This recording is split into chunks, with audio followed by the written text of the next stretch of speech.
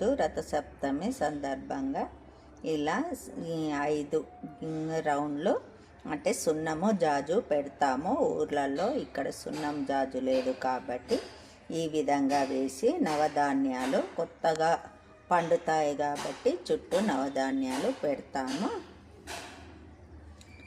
చింతపండు, బెల్లము, గోధుమలు, శనగపప్పు, మినపప్పు అన్నీ కూడా మిర్చి అన్నీ పెట్టి మధ్యలో ఒక ప్లేటు పెడతాను. ఇత్తడి ప్లేటు పెట్టి పిడికల మీద పాలు పొంగిస్తాను. ఎప్పుడు జిల్లడాకులు దొరకలేదు, ఈసారి బాగా తెచ్చిండ్రిన, అందుకే ఇత్తడి ప్లేట్లో జిల్లడాకులు 2 పెట్టి పసుపు కుంకుమ వేసి ఇప్పుడు అందులో పిడికలు ఇత్తడి గిన్నెలో పసుపు కుంకుమ చుట్టూ పెట్టి పాలు పోసాను. ఇప్పుడు పిడికల పైన పెట్టుకుందాం.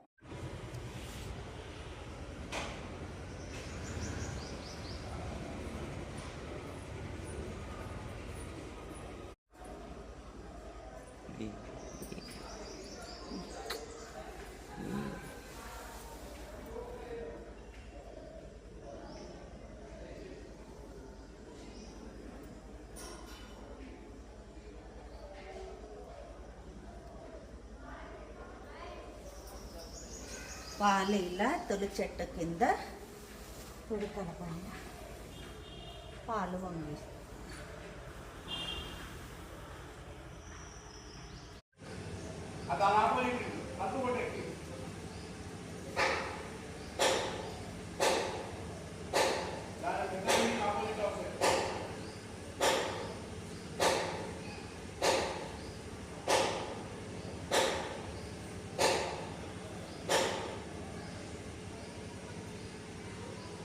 అమ్మా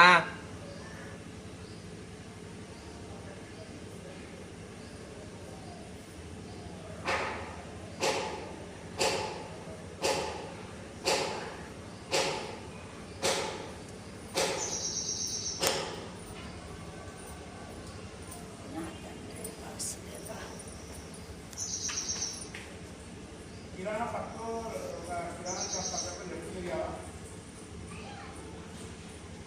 ఆ గదిలో ముందుగా లెఫ్ట్ సైడ్ చిన్న సందుందా